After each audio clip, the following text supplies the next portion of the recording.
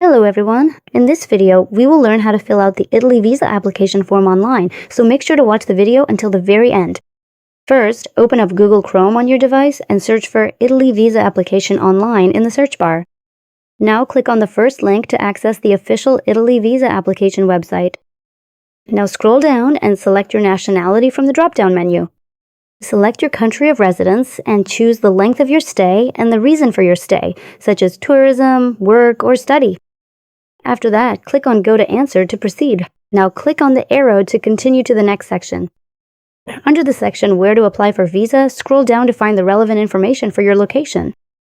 Now click on View to access the visa application form. Download it. Once the form is downloaded, open it carefully and fill in the required details, including your personal information, travel plans, and other necessary data. So make sure all the information is accurate before submitting the form or printing it for further processing.